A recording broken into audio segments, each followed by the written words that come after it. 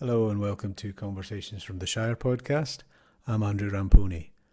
Today I'm speaking with Agustin Osorio, the Cuban coach. Agustin moved from London with his partner to live in Kinrossshire post the pandemic disruptions. The subject of our conversation today is living and breathing, walking the talk, I would say, in a way that's really quite extraordinary, of health, fitness, movement, exercise, athletics, and general well-being. His family has a very diverse ethnicity, globally really. He comes from a lineage of professional athletes. He started in ballet at the age of 3, went on to gymnastics. He was at the Moscow Olympics at the age of 13 as part of the Cuban Junior Gymnastics team. He competed in the triple jump in the Barcelona Olympics. He fell out with the Cuban government under Fidel Castro and was effectively banished from the country for several decades. That's the problem. You cannot criticize the Cuban government. And that's what I did. That's what my father did. And that's when the problem started. He has travelled the world coaching athletes at all levels, and along the way some really quite remarkable individuals.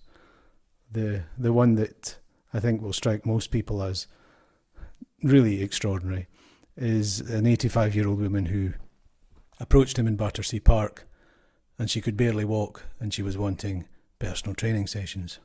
He brings a great joy to encounters, likes to laugh, make jokes, and I found it great fun, this conversation, which lasts just over an hour.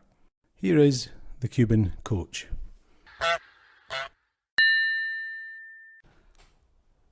Okay, Agustin, here we go. Good morning. Good morning. Welcome to the Conversations from the Shire. Well, thank you for having me here. Well, now I've known you for a few years, and what I think I'd like to start with, because I think it's one of the interesting kind of areas to begin, is your background. Now you're born in Cuba. Yes. And I think one of the surprising things when we first talked about this was how diverse your ancestry was. Oh, yes. So just speak a little bit about your family. Well, my father's mom is Spanish. No, sorry. I'm sorry. My mom, his mom is Chinese, and your father's mother is Chinese. Is Chinese, and my father is African. Mm-hmm. My mom, mother is Spanish, and my father is Indian. So we have more or less like the whole world. Well, that's Spanish, African, Chinese, and Indian. And Indians. Yeah, that's quite a I think must be quite a good genetic pool. Well, if you see my family, you will see white, black, blonde, blue eyes, brown eyes. So yeah. Any red hair? No. no Scottish. No Scottish. No. Yeah. So that was the background, and you were born in Cuba in 1960s. 1965. Yeah. And so you came to Kinross with your partner Elaine from London a few years ago. Yes. To change from the city. To change. Well, I love London, but I'm not a city person, so I prefer to be more like in places like here in Minnesota, mm-hmm. or King Ross, and I think to be healthier, it's better to be in those places that in the city like London, like I said, the pollution is crazy. Mm-hmm. So we decided to say, you know what? Well, Elaine is Scottish, mm-hmm. so she decided, okay, I want to spend my life in Scotland. So we decided, okay, why not? Mm-hmm. So the pandemic came, and she started to lose her business, and I started to lose my business. So we decided, okay, that's the time to just move to Scotland, and we did it, Mm-hmm. which is really good. Well, that's We are happy. when was that? 2 years ago, or a little bit more than 2 years ago? No, 2 years ago. I 2 think. years ago. Yeah. Yeah. Right now, I mean, see, in August, in August it's going to be 2 years. Yeah. Yeah.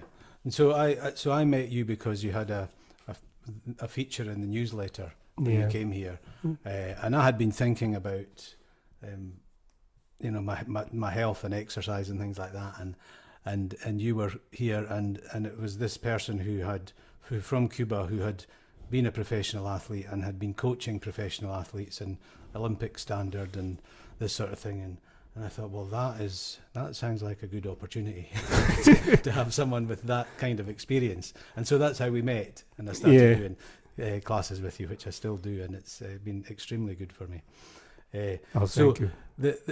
To go back to that, because I think the other side of your early background is this kind of culture of professionalism that's in Cuba generally, isn't it? Yeah, And yes. in your family, what was your father an athlete, or what? My father was an athlete, but also he was like the head coach in athletics, but he was also somebody that traveled a lot to find out another way to develop sport culture in Cuba.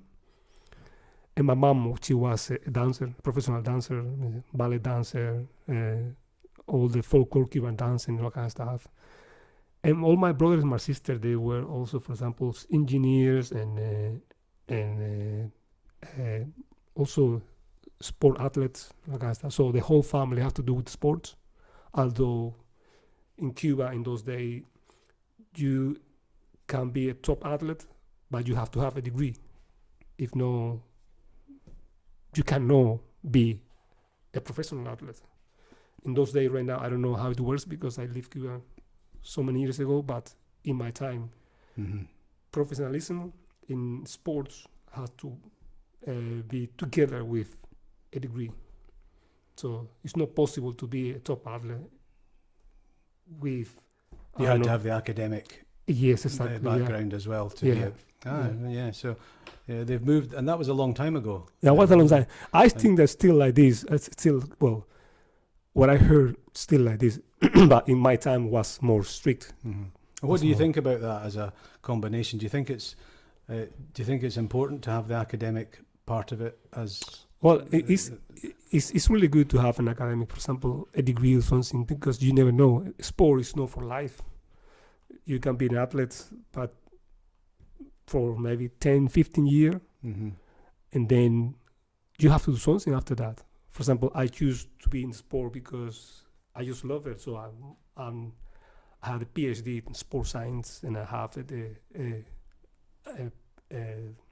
I'm a specialist in body movement, and so I have 3 degrees, but also degree that I can use everywhere, sports, in just daily life, whatever. So, and that for me, that was really good. I don't know how the other people thinking about that, but I think that is the best thing to have. You can be a top athlete, but you have to have a degree. And I just presume that in Europe, people think the same like me. I don't know. That's what I think. And from, well, I mean, I think that one of the important ways to approach when you're young, I feel this about young people deciding what to do in life, is things that they're interested in. Yeah. I mean, from an early age, like, what about, like, when do you remember your youngest age and being interested in sports and athletics? I started to do ballet, and I was really good, really good. At what age was this? Now I was, well, in Cuba, in Cuba the scout, they take you from, I was 4 years old, and they do kind of game exercises, and they know, oh, that person is going to be good in, for example, ballet or athletics or gymnastics or whatever. Because they're like the expert. They are the experts. Like they go in Scotland, people will go around and look at kids who are playing football. Yeah. And then from that age, they say, okay, he's good for ballet. And they take you and they put you in a ballet school, and they start to train you. And it's really good to take somebody from that age, because the first 2 years the training is not so strong, but you start to realize that to be good, you have to train hard. They don't say that, but you start to realize that. When you're 4 or 5 years old. Well, it's not that. It's like you just go home, and when your father asks you, so how was today? You say, well, it was really hard. And you are 4 years old. You say, and would you be like all day doing? That's the thing. It's from 8 o'clock in the morning till 12, and you do all the training. And when you are selected to be part of the squad, you train 2 times a day. So you train, for example, 8, 9, 10, and then 5, 6, 7, or 4, 5, 6. And go to school in between? Yeah, you go to school in between. So everything is a coordination. You go here, you finish training, you go to school, you finish the school, you come back home, and you go again to training. And what do you remember about that as a 5, 6 year old boy, and how that was? Well, what life was like? I remember my mom have to just stop me because I want to go run to do ballet, Because it was such good fun. Yeah.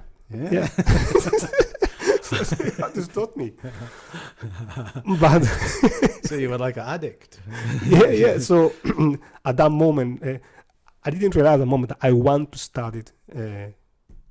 Nothing to do with a sport, but you start to be involved in that. And because I just came first to do ballet, and then I think that my father made mistakes because he brought me to watch gymnastic.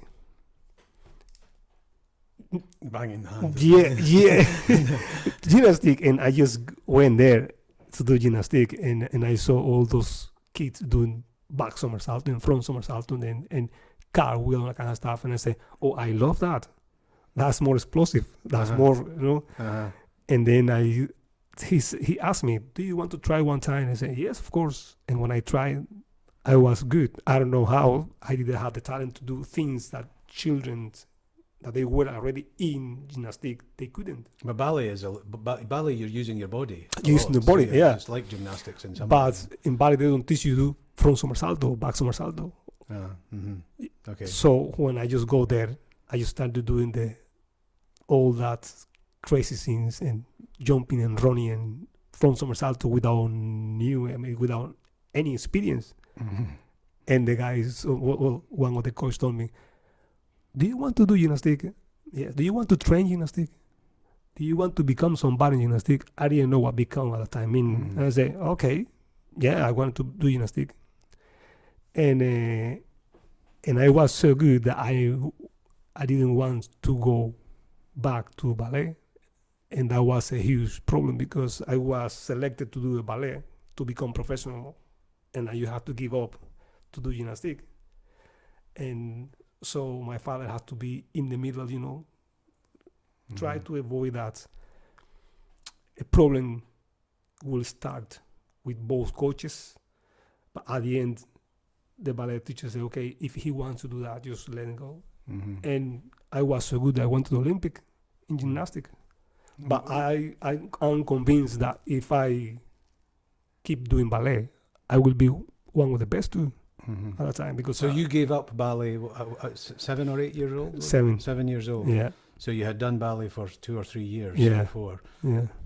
100% dedicated to 100% ballet. dedicated to ballet. And then you were introduced to gymnastics, and you just thought that looks amazing. Yeah. Somersaults and so things. Yeah.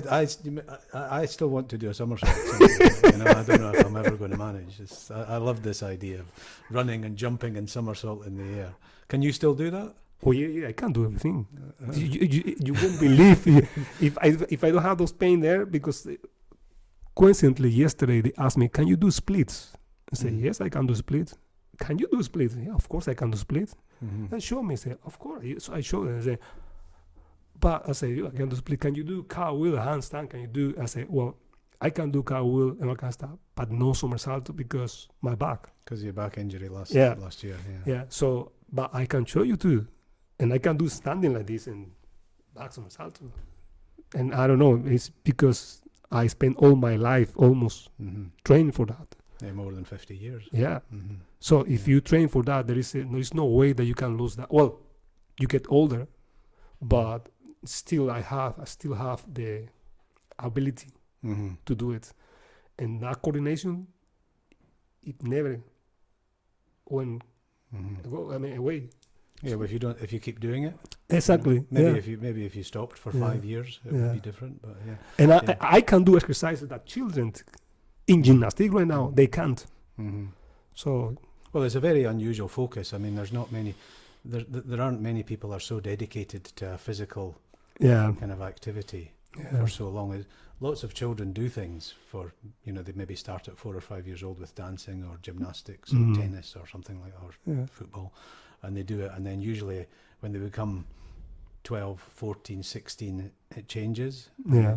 they don't focus so much. But I think the unusual thing about you is that that's been your life focus since Yeah. you were Same, 4 years old. Yeah. I mean, maybe earlier, you Yeah, just, maybe earlier. You never know. Yeah. I remember my father just try to do for me, for example, buy for me a drums. Play drums. Uh-huh. Yeah. And I could play drums without Mm-hmm. even never being in school. Mm-hmm.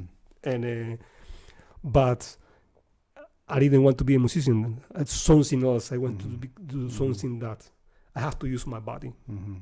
and that is something I still want to do. That Yeah.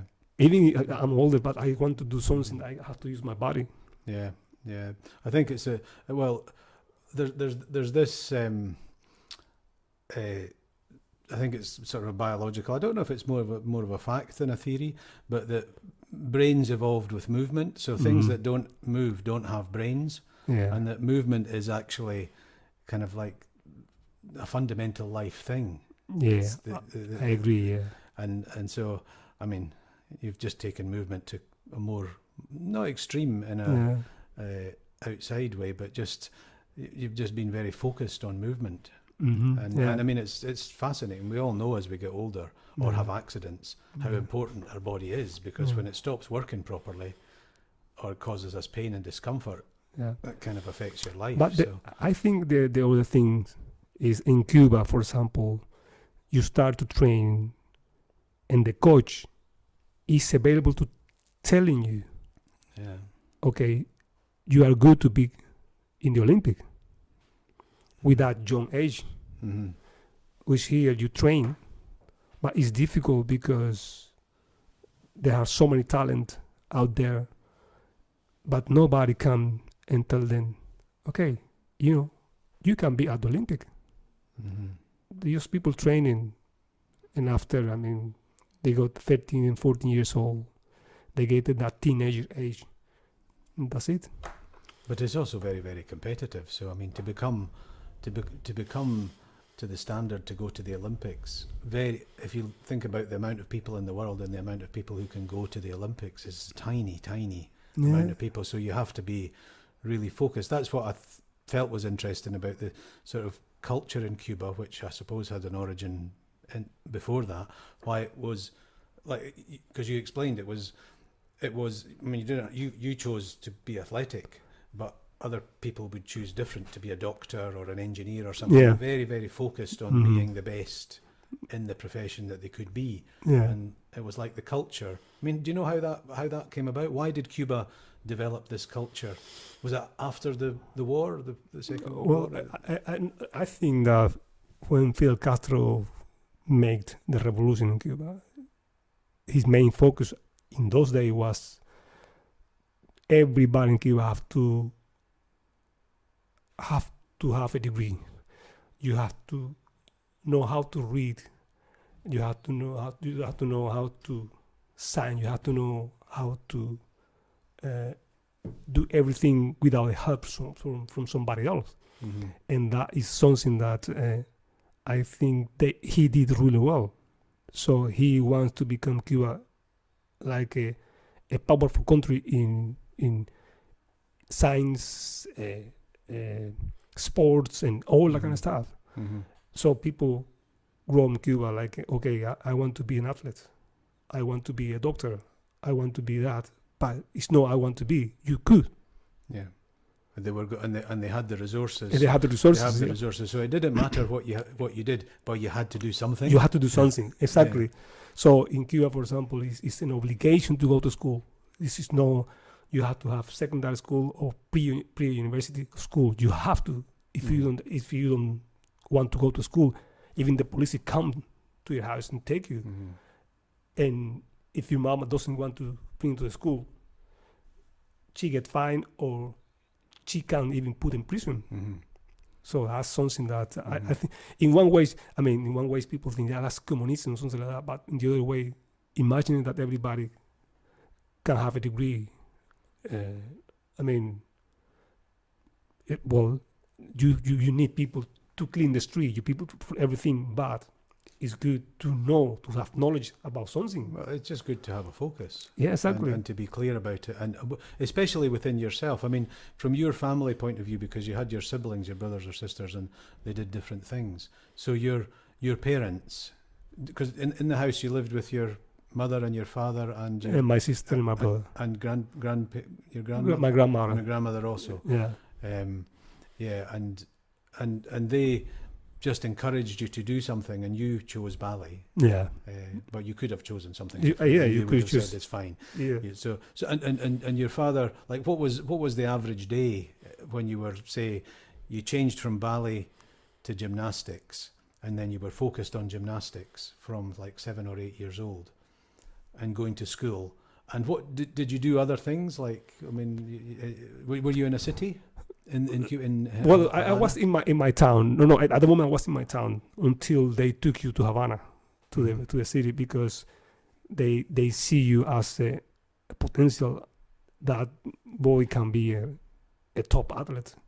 So in Cuba they have a system. For example, any place, any called province, for example, they have a high sports school, and so you go first to that first level as a high sports school. But so the better you get, you go to the professional sports school in Havana or Santiago de Cuba, for example. Those are the two main cities. And there you become a professional athlete. But it's a process. Well, I know it's a process because I know that after I was like 15 years old.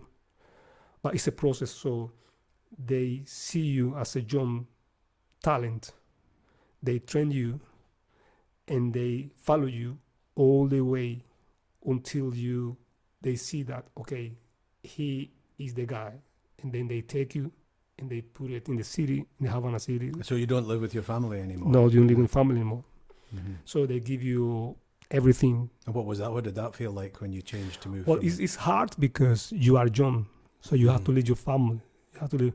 I was lucky, but my father was involved in top sport, so I could see my father. But they were children that they never saw the parents for a year, just training. Or the parents have to go to Havana, or we go all the holiday. For example, the summer, we could go for 2 months home. But if you don't have to go to Pan American Games or Central American Games or pre-Olympics or Olympic or World Championships, something like that. But if you know that to train for the Olympics, you train for 4 years for the Olympics.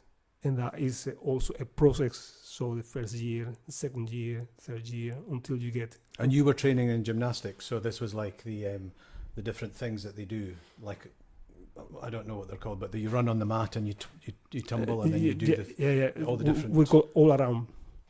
I did all around gymnastics. So you do floor, vault, you do parallel, asymmetrics. You do everything. So it's. Did you choose a specialist in that area, or you just do all of them the same? I just do all. I love to do all of them. All of them. I just love to do it.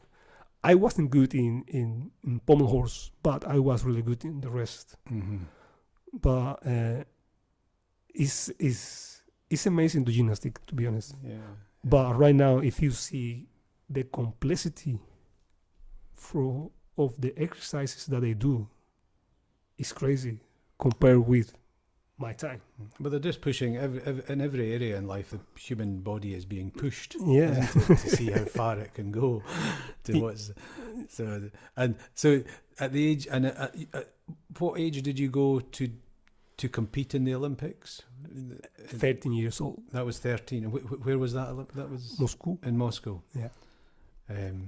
So you went from Cuba was your father there? My father was at the Olympic, but not with my father. You go with the Cuban team, so it's like the whole team. It's like, for example, the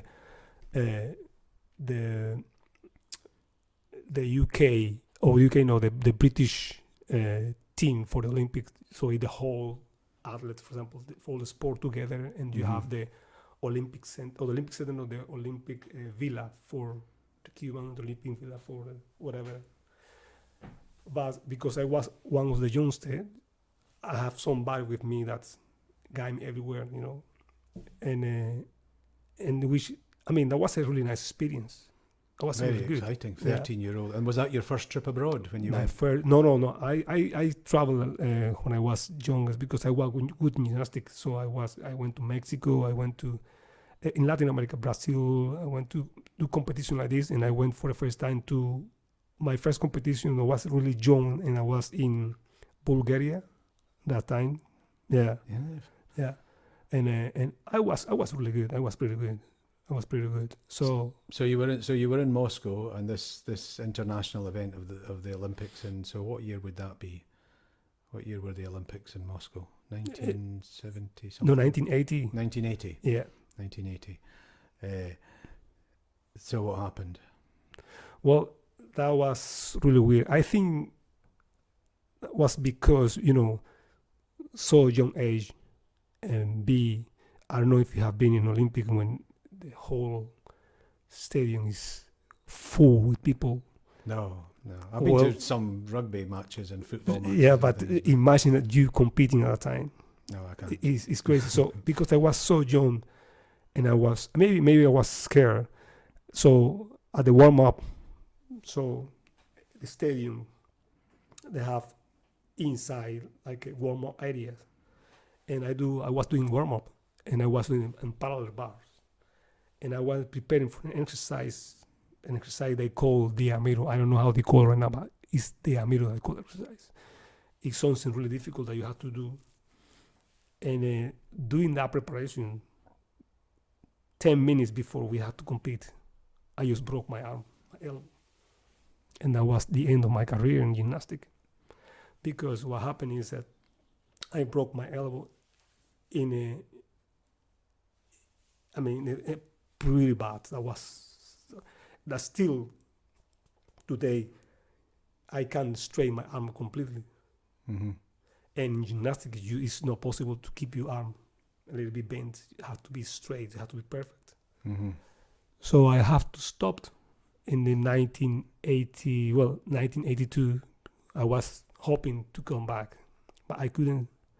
So my father introduced me to athletics and said to me, well, you are good in sports, why you don't try athletics? So I went to athletics, and because I came from gymnastics and I see all the jumps, all that kind of stuff, they tried to push me to do pole vault, but I just saw people do triple jump. I was like, oh my God, I love that. I love that.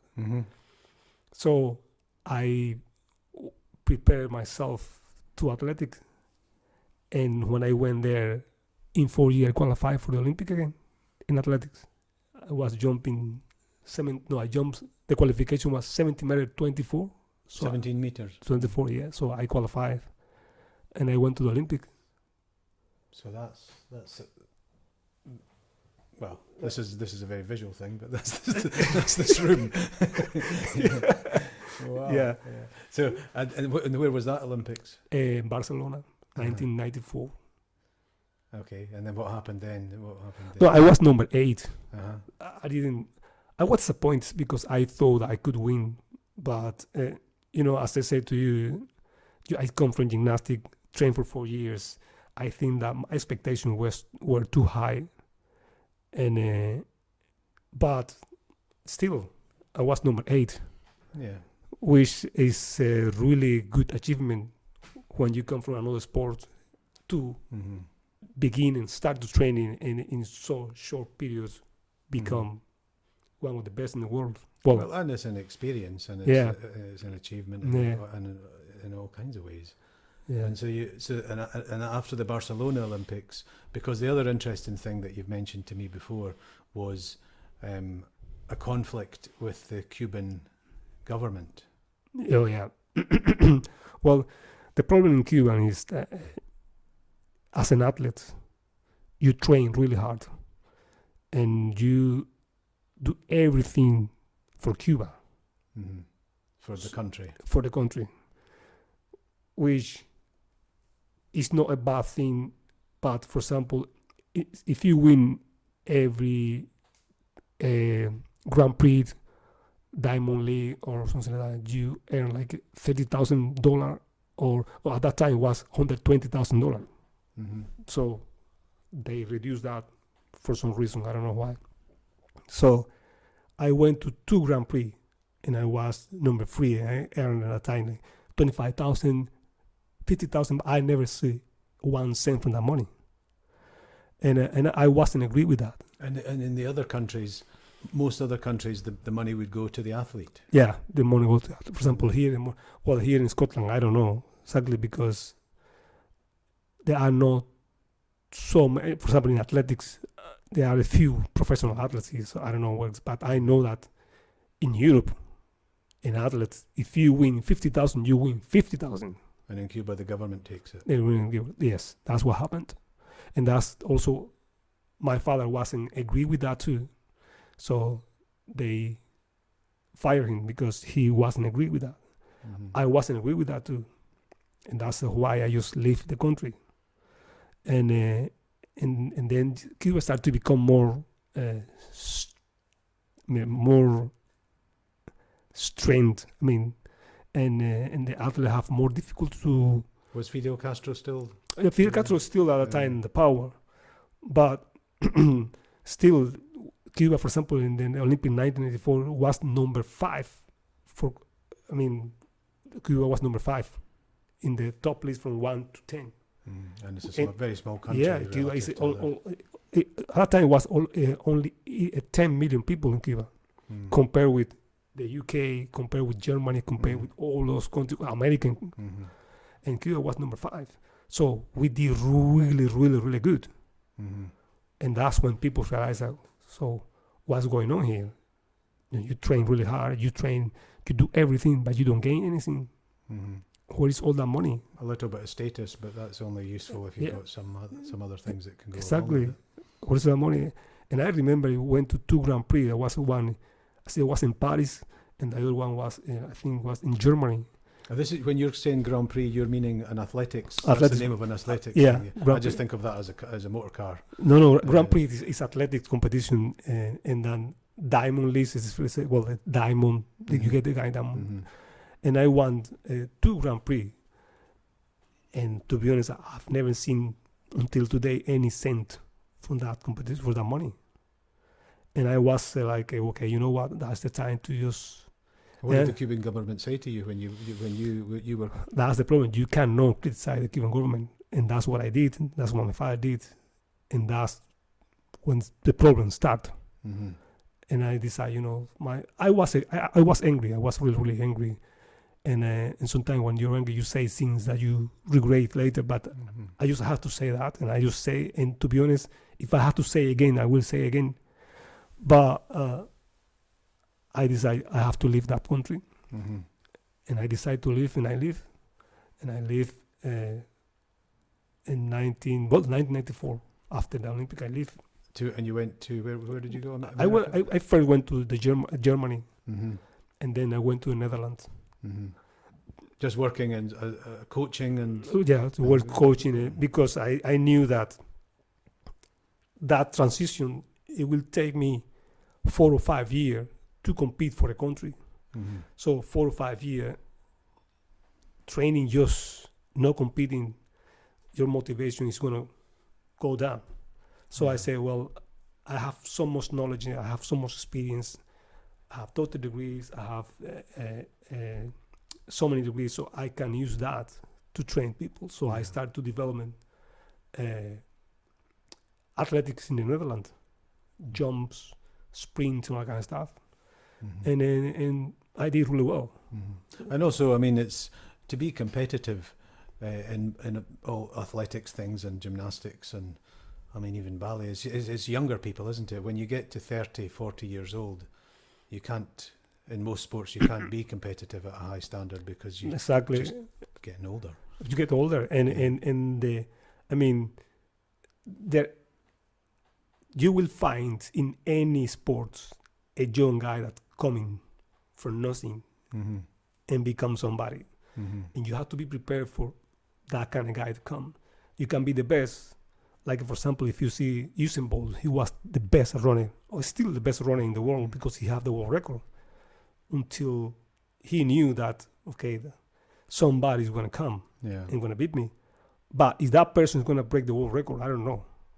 But do you think when you know, because of your experience, when you look at young children, you know, if you go, you know, to say you went to the school in Kinross and you had the young children, say 7-year-old, and they're out and you were doing a session with them, do you think you could look at them and you can say, this one has potential, this one has very good that's potential? what I do. So it's like a natural thing you can see. Yeah, you just give them some tasks. Yeah. And you can see the way that they walk, the way that they behave, and sometimes they even doesn't have to do sports.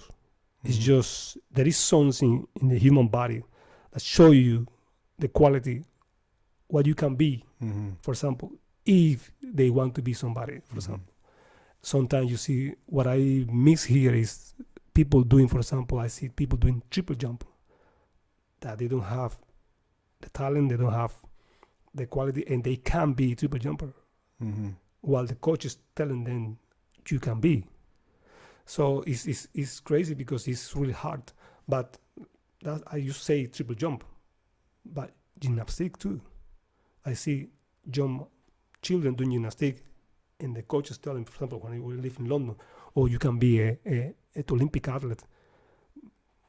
You just lying to him. Because do you think, I mean, this is one of the perennial questions really about, it's like the American slogan, well, you can be whatever you want to be in this way.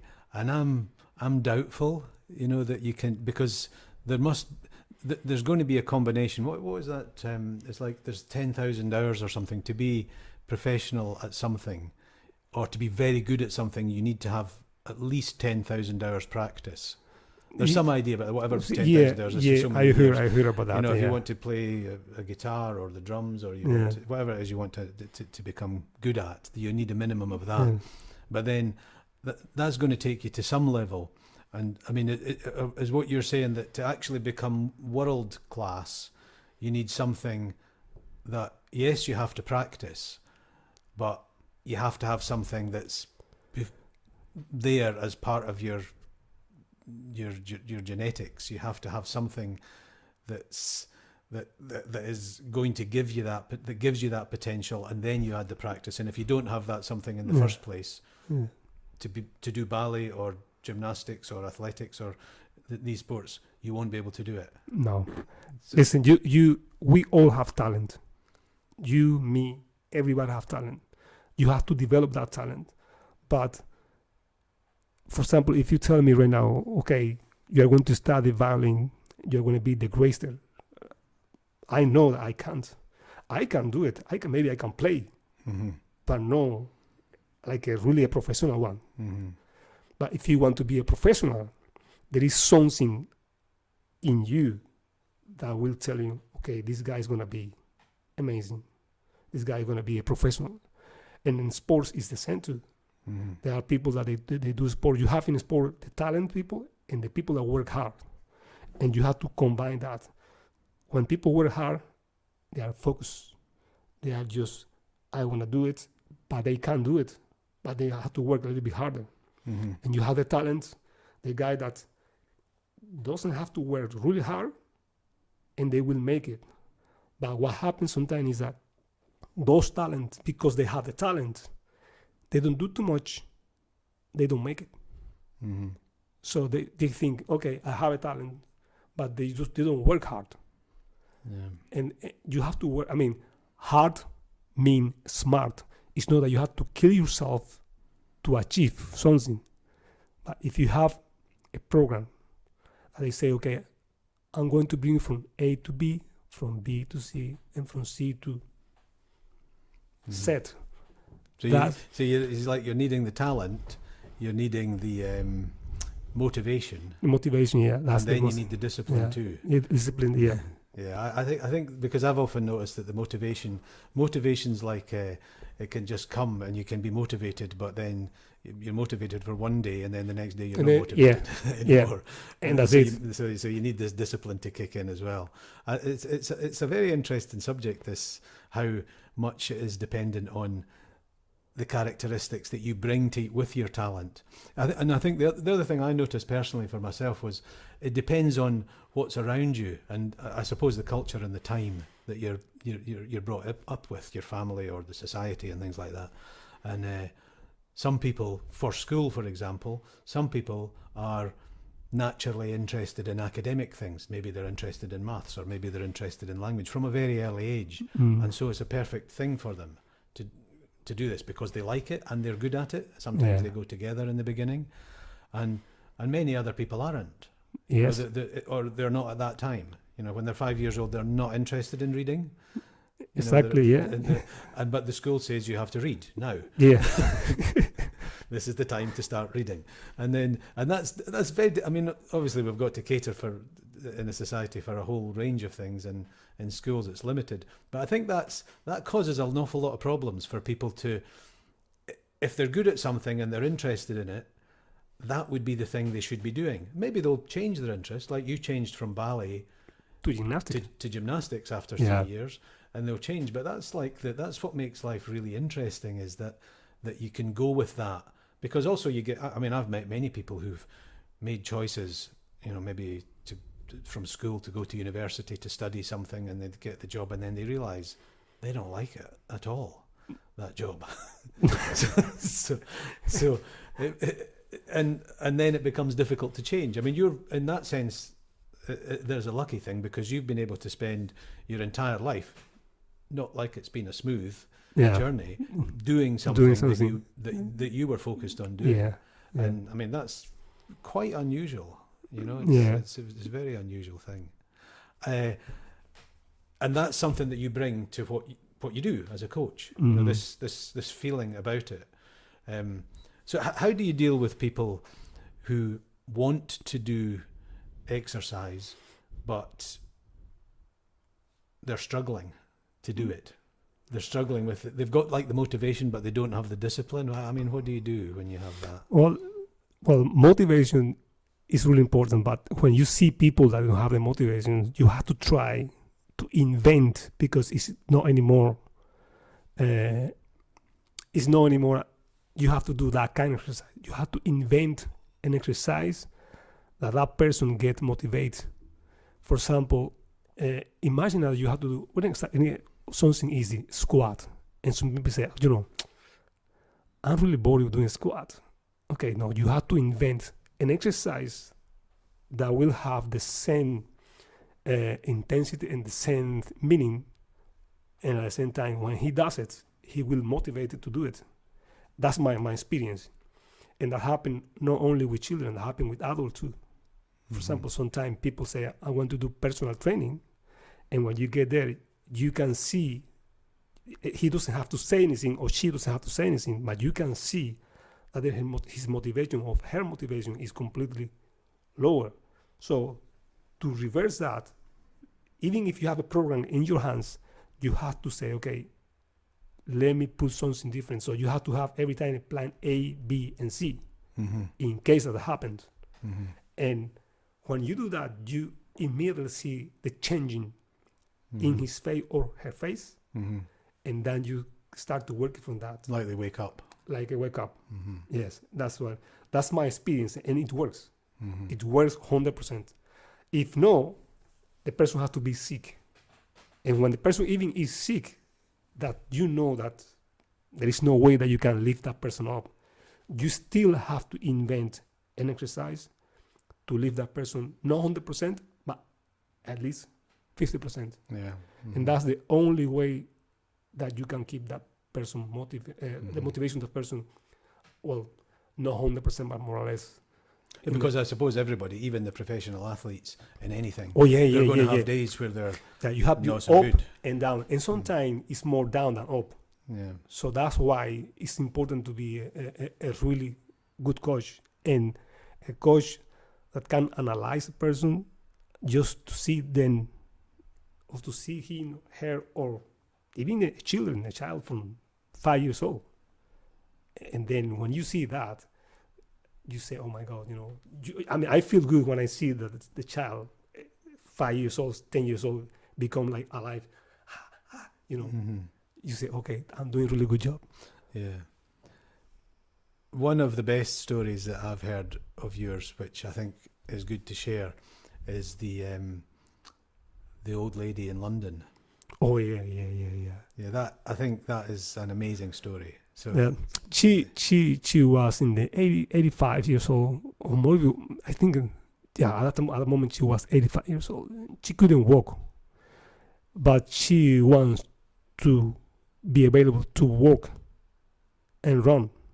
So she came. Why to did me. she decide to that age? Well, in that age, some people, they still have in their mind, I have to do something, but for some reason they don't do it. For example, you plan, next summer I want to start to do exercises. 3 summers passed to you, you never did it.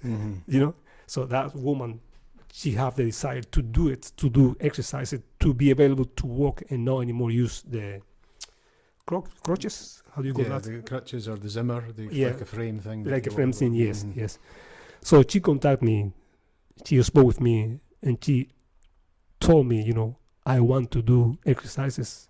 And when I saw her, I said, oh my God, how can I do an exercise with a woman? Because she was... Was this in her house? Did you go to her? No, she find me.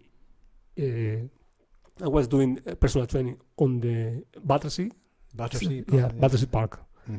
And she just wait until finish my training. And she came to me and she said to me, I want to train. But it must have been quite an unusual experience. An old 85-year-old lady with a Zimmer coming in the park. I just said to her, well, if you want to train with me, I have to first check you physically. And I have to have, for example, I have to see how is your health first, if you have any heart problem, if you have, all that question that you ask people before. And she told me, I want to do it. And I want to walk, and I want to do kind of exercises that I just can't do it, and I know that I can. So her motivation at that moment said to me, okay, just do it. And I started to train her. You thought, well, she's serious. But the funny thing is, after maybe 6 months, she just didn't use anymore those crunches. She just started to walk. And after a year, she was so amazing. She just walked. She did everything. She came to me. She was running on the track. So the first exercise was just take a ball in your hands, throw the ball, just walk. She threw the ball. Yeah, she threw the ball. Just walk, catch the ball, throw the ball, walk, throw the ball, until you can throw the ball. Just jog, take the ball. So like this. So when you take the ball, you already do squats or you bend your knees. So when you throw the ball, you use your... How did she do that to begin? How did she start with that? Just take the ball in the hand, just throw it, one crotch here, and just walk. Not very far. No. I wasn't very far. But I have to say that she threw the ball after a year really far. And she just, I remember, One day she came to me and said, remember the day that we start here? I say, yes. I say, how far I throw the ball? I say, well, it was not even 2 meters. I say, just watch. What? She really like 10 meters. And I was like, oh my goodness. It's amazing. And she, how many times did she train? Well, we train 3 times a week. Well, that's a lot to train. Yeah, 3 times a for week. Like an hour each. No, we train 1 hour and a half, 3 times a week. And in the park?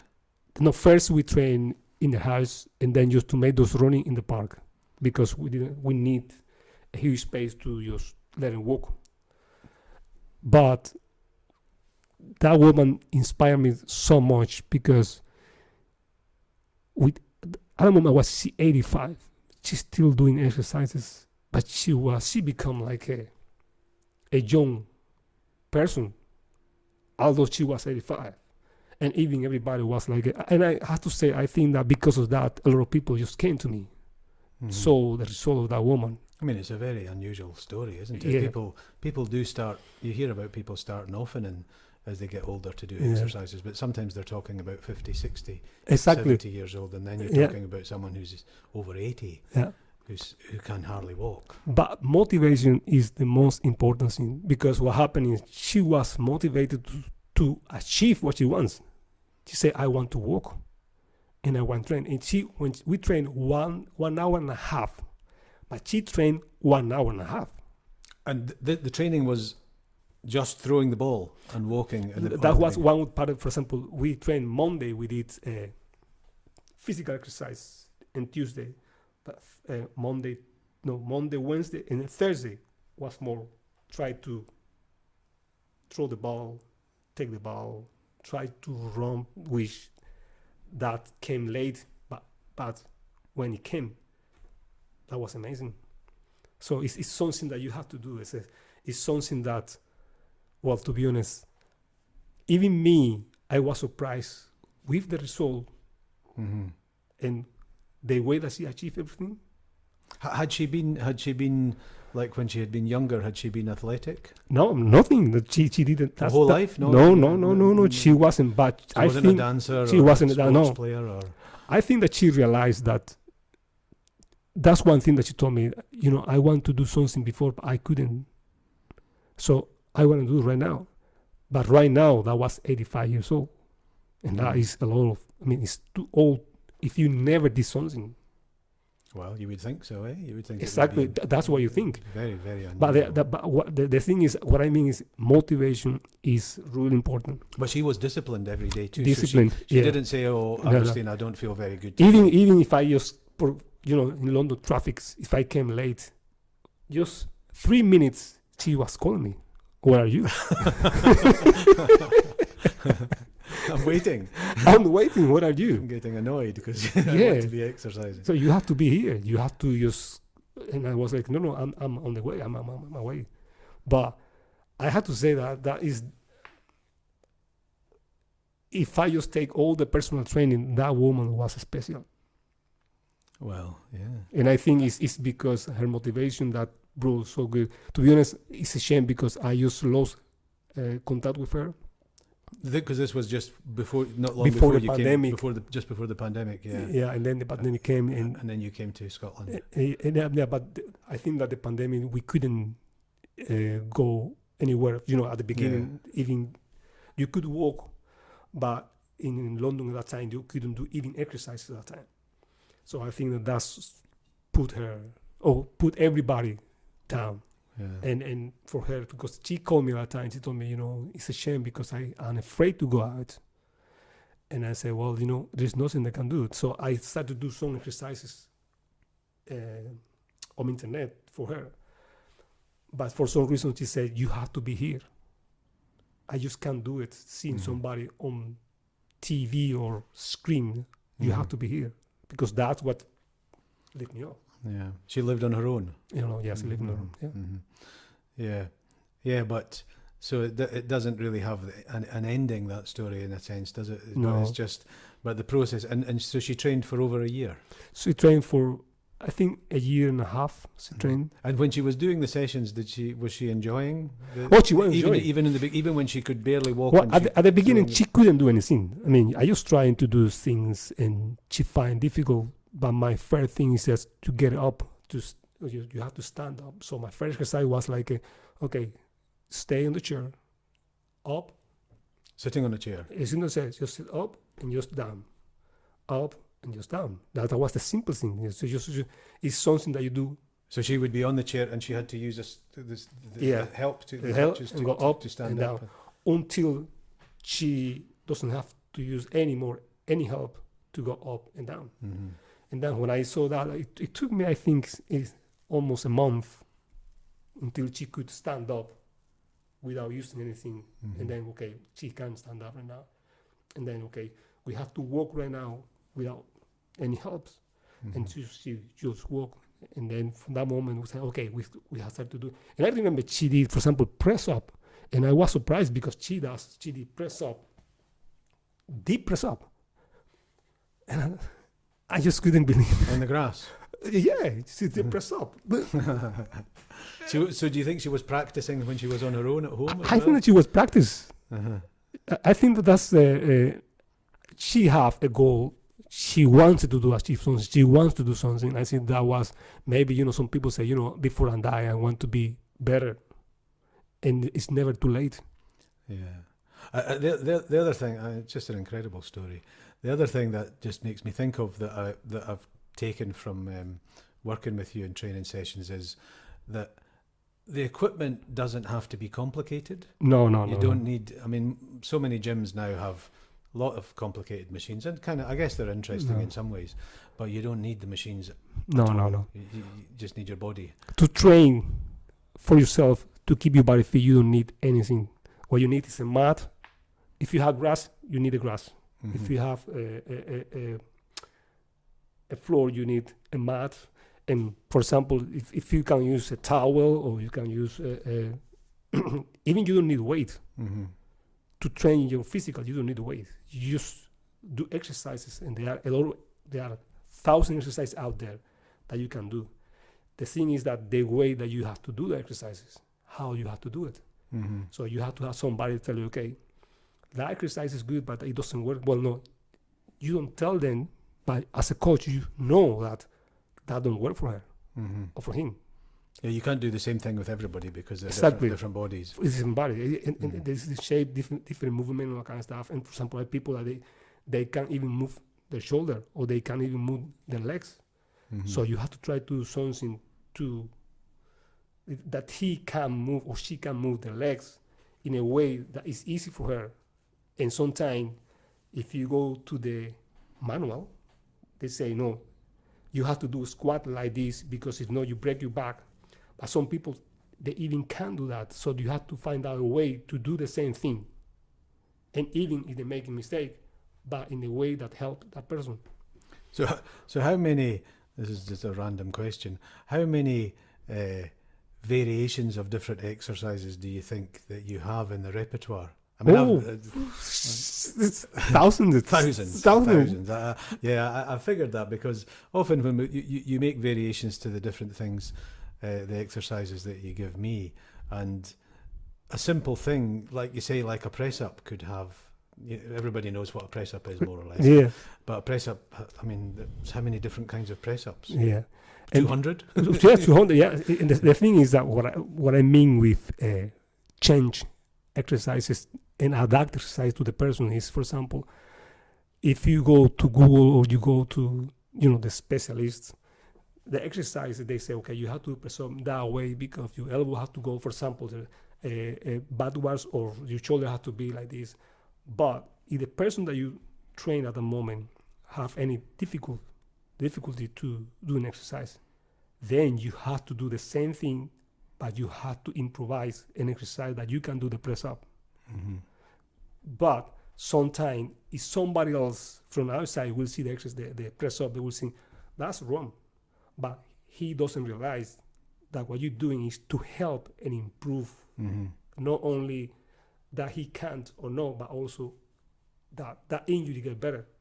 And try don't touch. At the moment that you do exercise, don't touch that muscle that affect that person. But to know that you have to be somebody with experience. But if you learn, for example, to be a personal trainer and you have a course for 6 months, for years, something like that, you learn everything. I don't think that your knowledge is so advanced to get to that point. And that's because you need the experience of different people. Exactly. You know, of working with different ages, different bodies, different attitudes, different intentions.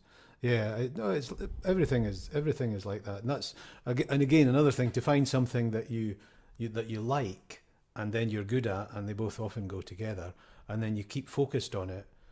Not for a few years, not for 10 years, not for 20 years, but like for a life. Like, you're going to be good at it. Exactly. And it's going. That's what specialism is. And it is that thing that everybody really can benefit from. Exercise is not something just for some people that are sporty. It's for no. If you want to keep your body, if you want to be healthy, which makes life a lot better, really. Actually, when you feel healthy, you don't have to be an athlete. You don't have to be an athlete. You just have to be generally that your body's working as well as it can. Exactly. For whatever your condition is. I mean, if you do just a few things, you have to do exercise. You have to move. I mean, as a person, as a human, you have to move. You have to do something, because the less you do, the worse you get. Yeah, definitely. And society really now we need it as much as ever, because there's more and more reasons to. They say that the biggest migration. I heard this recently. The biggest migration in human history happened over the last 20 or 30 years, and it was from outside to inside. So the time people spend inside a building, or a house or a school or whatever, is so much more than they used to spend. It was far more time outside, and we've changed. And that moving inside usually means you're not moving so much. You're not moving so much, because you don't move so much inside the house as you do when you're outside, wherever you are.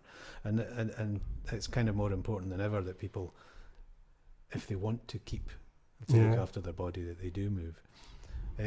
So just a little bit about Kinross. You've been here a few years now. What do you think about living in Scotland? Because it's not the same as Cuba or maybe even London. No. It's easy, no. But it's really nice.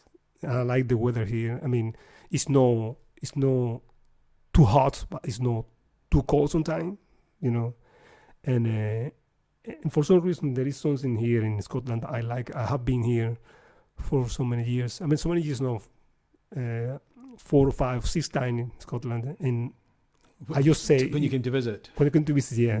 So I was thinking one day I'm going to move there because I love... So I just came to Kinross because Elaine's friends invite us to stay here. And from here look around to see if we find any place to move. And when we come here, we loved Kinross, we loved Millasor. So we said, you know what, we are going to stay here. And there is something special here. I mean, in those areas, for example, and the position from the area is easy to go to Edinburgh or Glasgow. It's easy to move around. And then I really like it. I really like it. And the green is something I like. It's green now this time of year. It's very green. You mean that's not green? No, but it's nice, beautiful. Yeah. And what's coming up in the near future for you? What's coming up later this year? Well, I'm busy.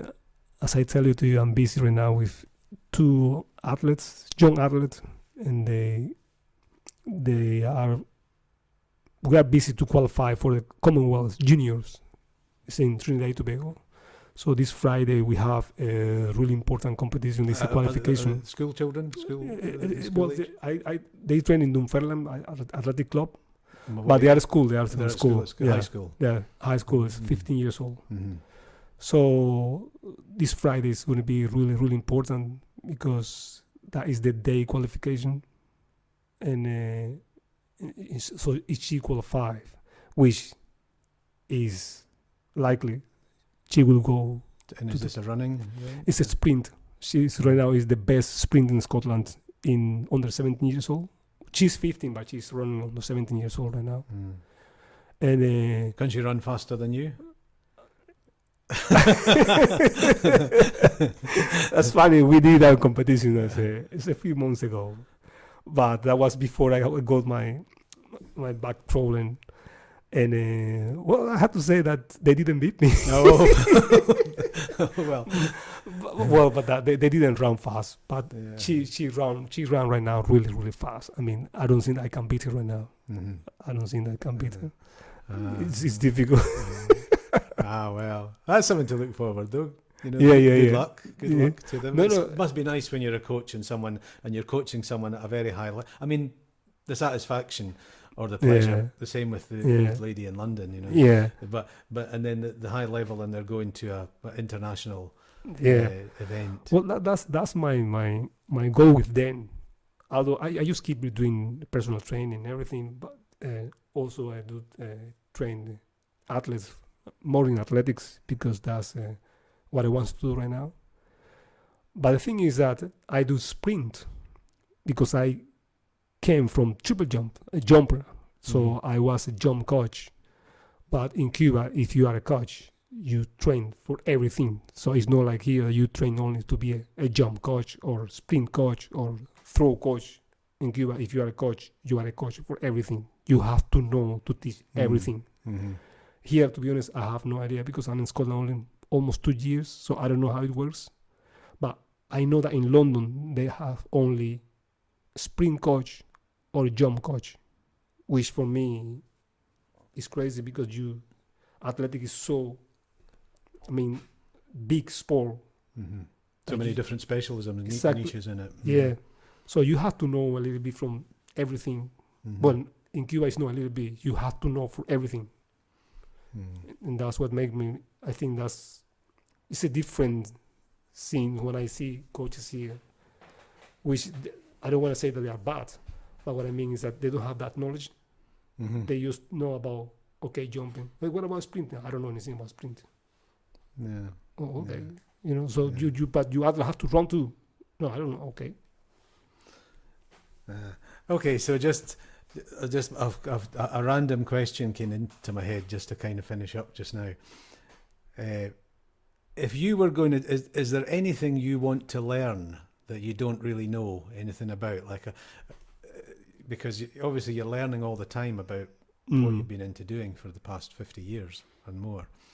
But is there anything, you saw the violin earlier and you don't want to learn to play the violin. Is there anything that you think, I'd like to learn to do this, but you haven't yet? Well, I have to say play guitar. Was it a popular instrument in Cuba? Did people, because the salsa is a Cuban thing, isn't Yeah, it? salsa Is that Cuban with a thing. guitar? They use everything, guitar, everything. But it's play guitar. I would like to play guitar. And you never have? No, never. No. I used to play drum, Uh-huh. but I never have a guitar in my hands. Never. Not even to do something. Never. You've never bought a guitar? Never in my life. This is crazy. Well, there you go. Okay. But somebody, I remember somebody told me here, if you want to have a guitar lesson, I can teach you. But I just want to use, I'm really perfectionist when And you like music? I like music. I love music. Yeah. And you like dancing? I like just dancing and everything. Yeah. So the guitar, I think the guitar could be a good fit. I mean, it'd be interesting to see how you started, and like you say, if you want to be a perfectionist, you're not going to be perfect in the beginning. That might be a challenge. Yeah, but what I mean is that I'm a perfectionist in everything what I do. Well, it's not that sometimes it's perfect. Everything what you do is perfect, but you try to. Yeah, does take some time. What about the bagpipes? Oh, that's difficult. I don't know if it's any more difficult than the guitar. But it's maybe not so easy to practice in your house. To be honest, I never. That was funny. Yesterday, I saw somebody playing a bagpipe on the track, and but the bagpipe have that Yeah, the airbag. the airbag. Sack or whatever it's So called. I don't know how it works. I presume that bagpipe is like when you play. What do you call that? Well, like the flute or the flute. Yeah. Mm-hmm. Yeah. Well, would be something to think about. Well, there we go. That's for the next installment, because it's always interesting to. I mean, I like learning things. You learn new things, but again, it comes back to the same thing. How many people, everyone probably, has had a great idea. Oh, I'd love to learn, a guitar, the drums, or tennis, or woodwork, or something like that, Yeah.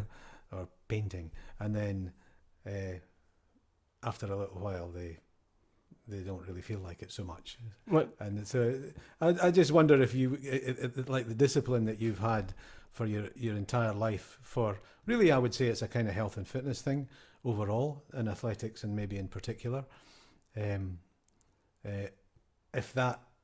If you could transfer that to something completely different, and how that would be. I think every time when I think about it, I think that I will be good. Good to play, but Yeah. I don't know if I want to be professional. But No, I no. think that I will, because I don't have. For example, I think that if I take a guitar in my hands and I try to play, I will be okay. But Eileen told me every time, I don't think that you have the patience to do that. Okay, well, that's patience. You've got to have patience. Because where you come from is more explosive. It's more Like when you were a child and you saw the explosion of the explosion, gymnastic yeah. displays. Yeah. And that was, So in guitar, it's more like you have to have patience, and it's something different. And so what about flamenco? It's explosive. Yeah, flamenco is There you go. Right, that'll do, Agustin. Well, We'll find someone who can teach you flamenco guitar. Not me. that's why. Because I see people playing flamenco, and they, and I say, I would like to do that. I really like to play in that. All right. That explosiveness, Okay. Well, if there's anybody listening that can teach Agustin flamenco guitar, we'll have a second installment. Okay. Right. Well, that's been a lot of fun, Agustin. Thank you. I think what we'll finish up here, and I'll put your details on the podcast website, and we'll see what people think about the Cuban coach that's come to. Oh, see this? Do you? It's Pani coach, isn't it? It's Pani coach, yeah. And a lot of people call you Pani. People call me Pani. Yeah. But you're like I always say Agustin, but Agustin. Agustin is my name. Yeah. And Paniagua is my middle name. So, but people, it's difficult for everybody to say Paniagua. So people say Pani. Paniagua, what does that mean? That's your. Well, Paniagua in Spanish, it's pan or pani is bread. Pan, And like agua is water. Uh-huh. So it's like a bread and water. Why do you call that? Why are you called that? No, if you could, the name is Paniagua. Uh-huh. Where that come from, I don't know. But when did this start to be part of your name? From a child? From a child. That's Like a nickname? Yeah. My real name is Agustin Rafael Paniagua Osorio. Oh, so the Paniagua is in your, Yeah. in your birth name. Yeah. So bread, water. Well, I didn't know that. So it says agua. Paniagua. Agua Yeah. is water. Yeah. And pan of pani is, well, in Italian is panini, Pani acqua also in Italian, but I don't know Yeah. the word. I've never heard of the two put together that way. Yeah, it's more Spanish. That's Paniagua is a Spanish name, Uh-huh. so that comes from Spain. Paniagua. Oh, well. So Bueno. Paniagua. Muchas gracias. oh, that was nice. Okay, that was good. Thank you very much, and thank you for having me here. You're welcome, Agustin. It was good fun.